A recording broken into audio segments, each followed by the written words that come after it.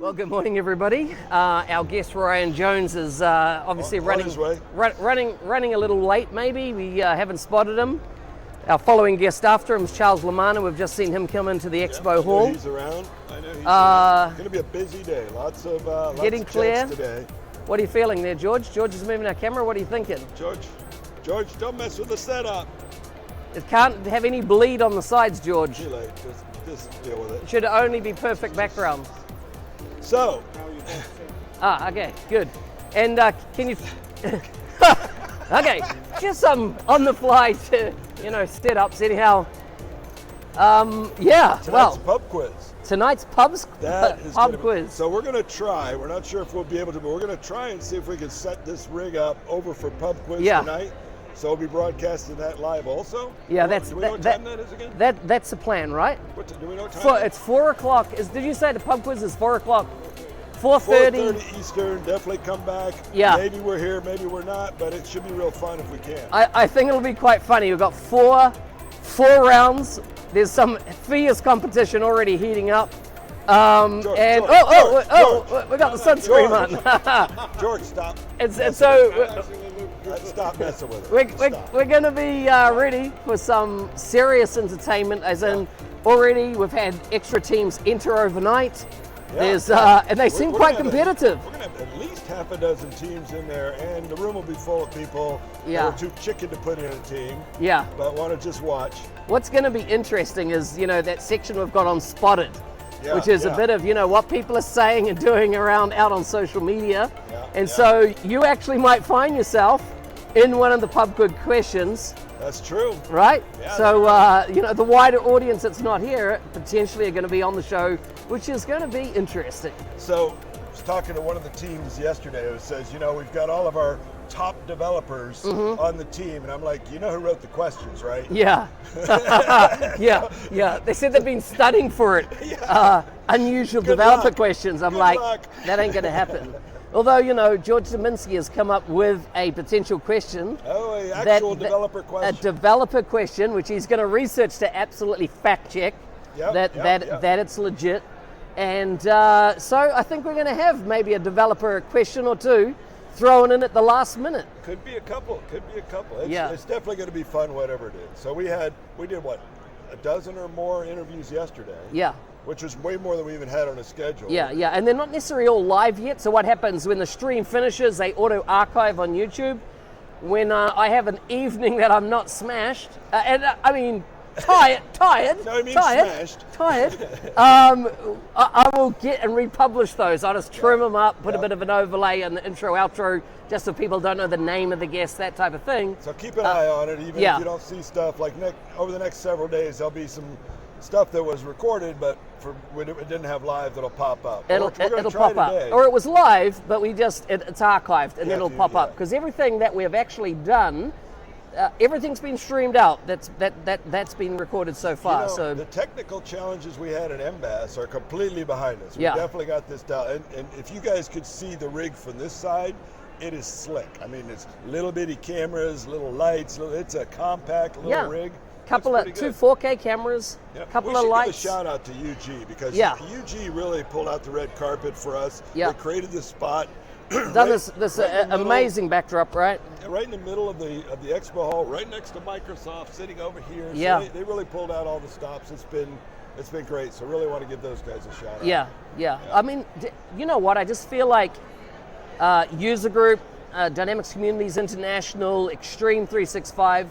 They're going through a rebirth, I feel. Like there is massive changes afoot. It's like they're taking communities to the next level around their investments, their commitment to the industry. I think so. They were very similar for a very long time, but all of a sudden now it feels like, what's the next evolution of User Group? What can that be? And lots of talk with them about, everything's great, plenty of membership, but that's another level I think they know they can tap into, and lots of interest around tapping into that. Yeah. So one of the things that, I was talking to some of the leadership the other day about is, and I think there's an opportunity to really address the gap across Asia and Africa. Yeah. Right? I've been engaging with a user group that set themselves up out of Nigeria recently. And, I was first like, Are they all princes? No, like, this is what blew me away. They are like, the questions they're answering are serious, like, questions based on understanding this technology, and it's much further advanced than, we sit in our Western world and we don't understand what's happening there. And I just think there's this massive opportunity to expand DCI and the various communities across huge countries. We're talking China, we're talking India, we're talking, places like Taiwan, Hong Kong. It's going to be exciting to watch. Yeah. I mean, the future for UG's is wide open. It's going to be exciting to watch them capture that. Yeah, and the leadership seems like they're motivated. More than ready to do it. They're definitely ready to go after it. So it's going to be fun. Yeah. So looking over my shoulder here at the Microsoft booth, you guys can't see it exactly, but we got, we probably got 100 people standing over there. Yeah. I mean, the whole floor, it almost feels like a convergence conference based on the expo floor. It does. This expo floor is probably the, and I haven't been to I haven't been to, what is it, Inspire, is it? Is that the Microsoft? Yeah, the big one. Yeah, and I don't know how big their expo floors huge, are. But that's across all products. I know, so this is just Dynamics, and it's huge. Yeah, Convergence used to always have one of the biggest. Yeah. And, Convergence was always pretty much focused around biz apps. A bit of Office 365 was in the mix and that type of thing. But I just feel like the market is booming. Yeah. Well, we're starting to hear more from Microsoft in particular to the biz apps community that you know what, the trifecta is: you build a business application, you incorporate some Azure, and you bring in Teams. Yeah. So this is that 3 cloud stack. And I think I was talking to you the other day. I sat in on a Microsoft demo to an enterprise customer where they were doing the demo. They didn't leave, and it was a biz apps demo. Yeah. They didn't leave Teams.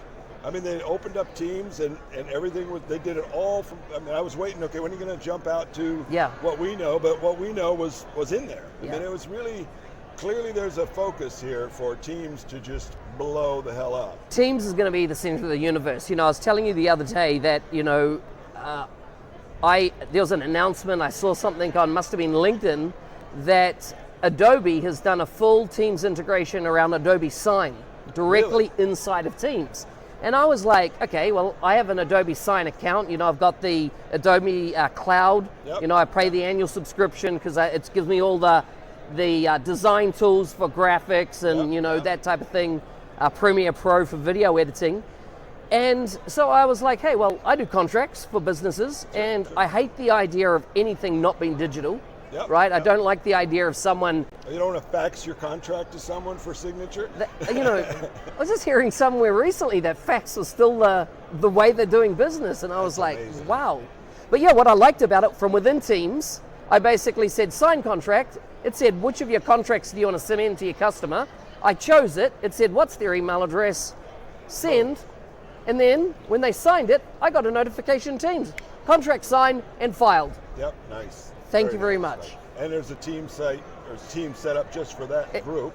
Yeah. So it's all concentrated. It's all controlled. It's all secure. Yep. Within the application. I'm just like, I'm an independent contractor, right? I don't have a big team to run my accounts and things like that. This made it's so simple for a business to run, but using these latest digital tools to run efficiently and focus on creating value for customers, rather than the admin overhead of business. You should do a podcast series on running a practice.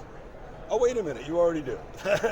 So I've been thinking about, I've had the Dynamics 365 practice podcast. Yeah. A mouthful. Always been a mouthful of that big name. And that's been running over 2 years now. It was my foundation podcast. It's going to stop as of December the 31st. What are you going to do instead? And I just made that date up right there, right? I just made that date up. Just like you're going to make up the name of what'll replace it right now on the spot. I've got the name. Okay. So if I say it, the concern is, we know George Dubinsky's in earshot. He's going to go out and buy every domain name under the sun for my new podcast. You of stealing his idea. And he will. Here it is. It's going to be called, wait for it, the Power Platform Podcast. Wait a minute. Wait a minute. Did the earth shake? I Wow. felt a slight tremble, but it might have just been gas. Yeah, yeah. It's not that, earth-shattering, but So we may seem a little perkier today than we were yesterday. yeah. Because we've kind of learned when we're going to do these early morning things, we probably shouldn't drink like maniacs the night before. That's it. We learned that the night before last. So Yeah. last night we were actually in by about midnight, I think, which Yep. is hard because this is No, fun. it was 1 Lots o'clock. of- It was Was 1 it 1 o'clock. It was o'clock? 1 o'clock. But we slept a little longer because we We knew did. the expo and the keynotes happened this morning. And we actually got to skip the keynote because everyone that was in the keynote will be on our show Today. between today Yeah, and tomorrow. exactly. Everyone that was in the keynote. Exactly. So we're So going to have our own personal keynote. we want to drill under the covers. We'll get Ryan on. We'll get Charles on. I don't Maybe know. out of order, Yeah. depending on when Ryan's. We'll I think see how it Charles works. is coming up shortly. Yeah. And so if Ryan doesn't show up by then, we'll slot Ryan in after. He wants to do it, so we'll Yeah. slot him in after. But just keep paying attention to it. Yeah, stood up. So tell me, we're sensing there's been a lot of changes over the last, let's say, month, to be generous, within the Microsoft Business Application Group. What are you hearing out there? I think we heard. So Charles is one of these guys who'll take on anything and everything. And I think that team just exploded under Yeah. Charles. So Yeah. I think we did hear there was some management changes where Charles just had too many direct reports. Right. So I think they've created a layer in there to streamline things a little bit for him. That's all probably inside baseball. And he got a That's not gonna promotion, affect- right? He got He did. a massive, corporate vice president. which is that, Impressive. is he the youngest guy in Microsoft to kind of get that elevation? That is Maybe, phenomenal, yeah. right? It's pretty exciting news, I think. Of the citizen application platform we've Yeah. talked about on one of our a regular live show that we do every week Yeah. a while back, which is an interesting name for what we're working on. Yeah, CAP, right? That's CAP. what we've abbreviated to. You can guarantee that Microsoft won't be making that abbreviation. They already are. He but- told me they call it that internally, CAP. But I thought we're not even allowed to say PCF. Like PCF So- is not meant to be used. So in our panel yesterday with Matt Barber, Yeah. he referred to what do you call it? A power control framework or something like that. Power control, so not Power App control framework. Not Power App's component framework. It was like Gotcha. Power. He was like, Yeah. he was three names That's- back. that's the tongue was twister, what right? it first came out as. Yeah. 3 names ago, Can we speculate on something? Let's do. We're known for that. We're known for speculation. So my speculation is this. There's been a lot of confusion in the market around the word Power Apps, right? You have the people that come from the camp of they were, let's say, modern workplace, Yep.